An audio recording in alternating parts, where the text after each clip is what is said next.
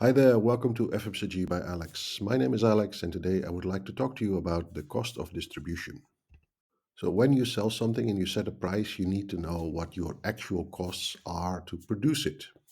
There's basically a cost price calculation which consists of the following elements. It's quite long, so bear with me. Direct costs, so these are raw materials, so the actual ingredients or the actual materials you are using to produce the product you make. Doesn't include the packaging yet.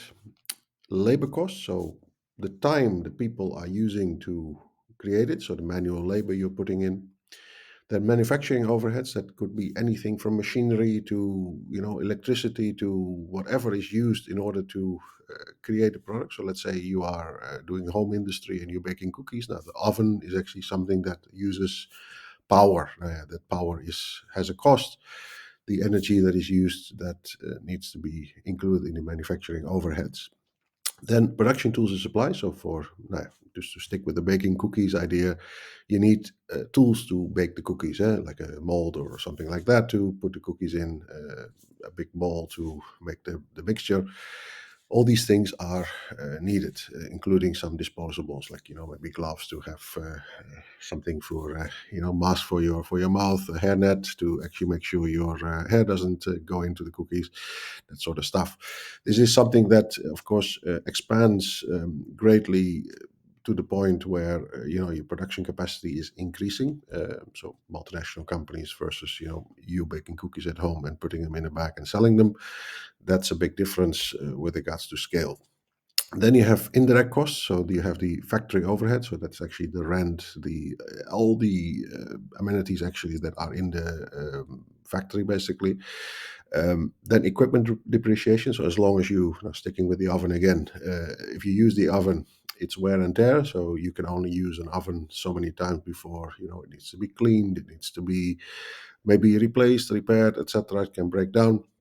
All this depreciation actually is every single year you take basically an amount from the total amount to replace it, and then you add that to your depreciations basically. So at, let's say, 5-year depreciation, you every year you set aside a certain amount. So in 5 years time, if the oven is no longer working, you can buy a new oven. That's basically the idea. Then you have freight and logistics. So that could be inbound freight and outbound freight. So inbound freight is actually something that is the cost to ship everything to you, and outbound freight is actually from you to the customer. Like I said, it's quite long, so we continue with packaging. So packaging, you have primary packaging, which is the actual pack that you see in, let's say, on the shelf of a supermarket that the product is in. Then you have secondary packaging, which is, let's say, the carton that you put all the individual products in. So this is also a cost that you need to calculate, and maybe you need to shrink wrap it. Maybe you need to put it on a pallet, etc. There are various things like labels, etc., that you maybe need to do as well. Then there's of course the design and printing costs. So you need to produce it and print it, design and print it, basically. Then you have regulatory and compliance. So you have certifications. So let's say food and safety. Maybe there is, especially in Indonesia, for example, there is halal certification that you need to have. Various other things that might need to be certified. And then import and export duties, mainly for products that require ingredients that need to be imported. So let's say you are using, let's say, chocolate or cocoa from exotic destination. That requires that. It's also optional. Yeah? Sometimes you just can do it with local ingredients. But again, to scale, like say, for example, one of my previous employers used to import because simply the quality and the availability of the certain ingredient for the product was just not there in Indonesia at that time. So they needed to take it from elsewhere. Then, if they would have taken it from Indonesia, they might have had supply problems. So the scale of it would not be there, and the product would be much more expensive because the cost would go up. So that's the reason why they were importing it, and that's why they needed to account for import and export duties. Then you have something that's optional. Some companies allocate a part of the marketing and sales budget to a product. So for each product, let's say I make 1 million products, I'm allocating all the costs that I am using for television campaigns, etc., and radio campaigns, and all the other marketing and sales costs that I have, even the cost of posters, etc. I'm actually allocating to various products that I use this, and that could also include the actual salespeople going on the road to sell it. Then other costs that could be shrinkage and waste. So you have shrinkage and waste is basically like anything that is in the production process is not optimal. So let's say there is calamity, and then you need to throw away a batch, or there's a quality issue, or for some reason it's spoiled on the way. That is also something you need to account for. And then of course returns and replacement costs. So there are returns from the market. Sometimes something sits on a shelf or is damaged indeed in transit, then it's a return from the market. So it's already been in the market and it's returned. And you have, of course, costs. If a customer complains, you need to replace it. So that is additional costs other than just replacing the product. You maybe also need to ship it there at your own expense. So these are all part of the cost price calculation. So as soon as you know this, you have a way of determining what something costs you to make. And that's where you can start to determine your price in the market. So for the sharp ones among you who have already spotted this, I'm sorry if I have to repeat it. The formula, I will repeat it just in case. The cost price is the direct costs plus the indirect costs plus logistics costs plus packaging costs plus regulatory costs plus other costs, and then optionally, of course, plus sales and marketing allocation costs if chosen to add. So that is actually the cost price you are looking at. When you have this price, you have a base price, what it costs you to X works. X works means that it's on the factory floor or in your warehouse waiting to be shipped to a customer. So normally, then you have something called a margin that you are using, how much you want to earn on top of that. The gross margin basically is margin before taxes. So this is the way you are determining the most important element, I would say, of what something costs you. When you're setting the price, which I'll just go over very quickly, when you're setting the price in the market, you are also looking at competition. So if your product is $10 and the competition's product is $5, you will not sell much because you're twice as expensive as the competition, unless your product has far more benefits that more than $10. But let's say everybody's at the $5 price range and you're at $10.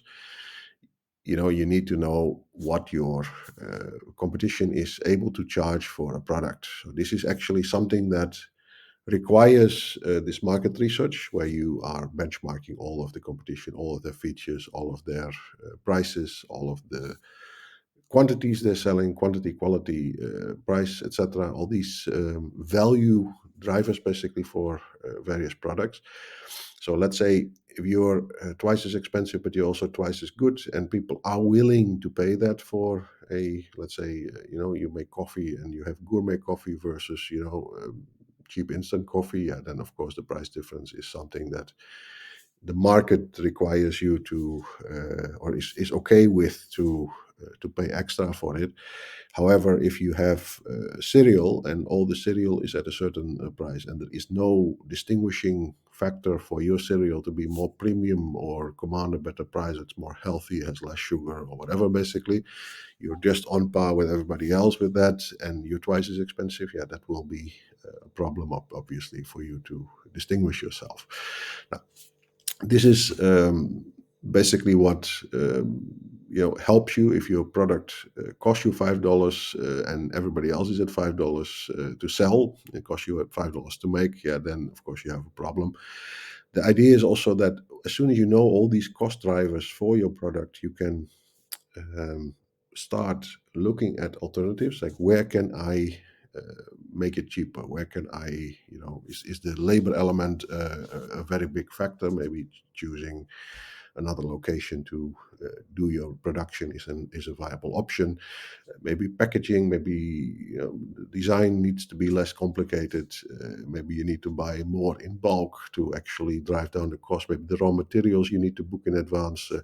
I've had a very interesting case where I was working for a chips company, cassava chips company, where we had an issue with the price because we were unable, we were too small to book harvests in advance. So our competition could buy 1 year in advance. They would actually make a down payment with some of the farmers to buy the cassava roots, basically.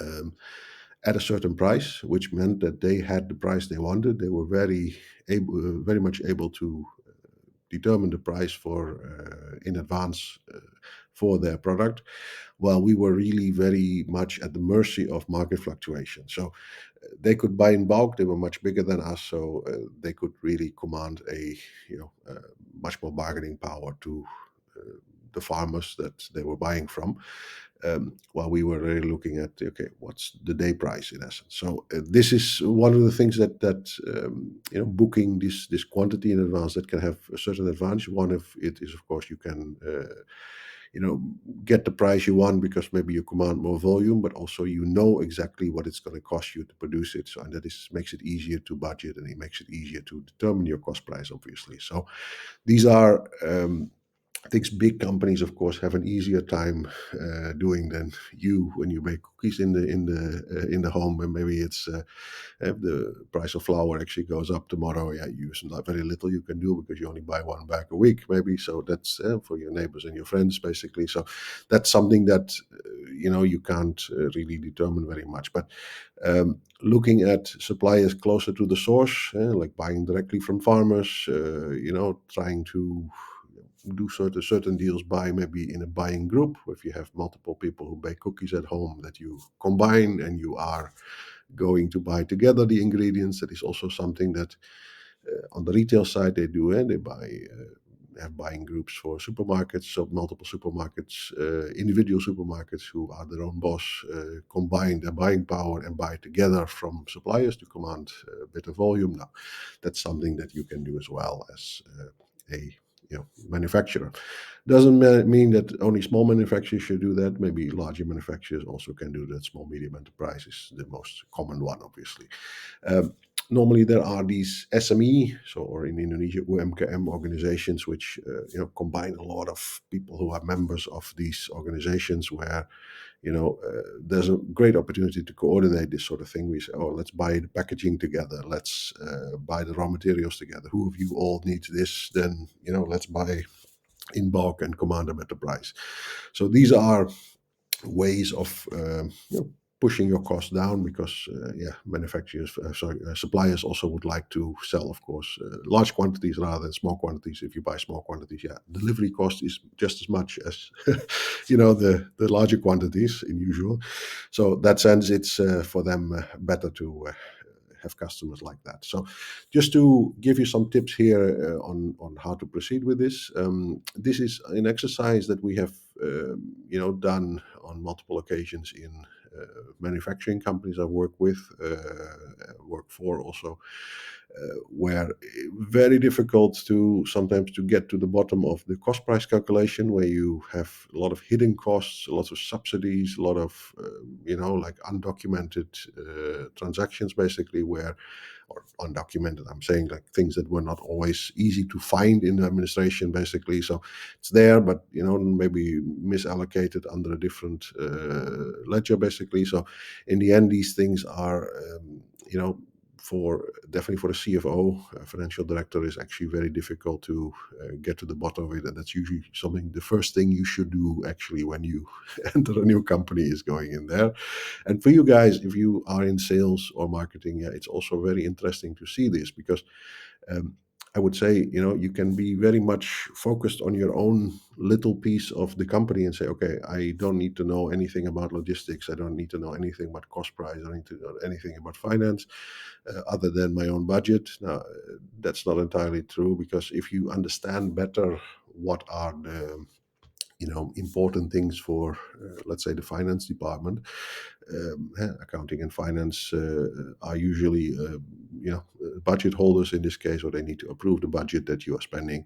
Then you also know why decisions are, or why they are very careful with certain decisions. You're very easy to maybe spend the money while they are more conservative. Now, and then you see also what's coming in, what's going out, basically in this case. So for small companies, definitely, like I said, this might be very complicated, but uh, you know it's easy also for a small medium enterprise to say, oh, my time is not costing me anything, so I spend this much on raw materials, this much maybe on my electricity bill, that's it.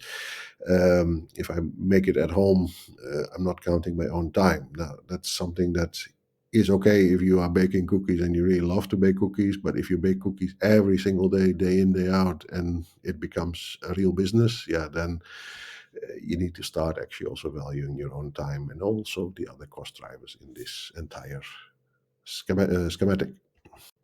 I hope this was insightful. Please do like and subscribe if you liked what I presented just now. Please feel free to also send me an email on alex@devriessalesconsultancy.com if you have any questions. I run a consultancy company basically for not only for FMCG, but actually any B2B and B2C sales, basically. Happy to chat. The meter is not running if you're looking for advice. It's a friendly face here that can answer your questions. I look forward to hearing from you, and I hope to see you in the next video. Thank you.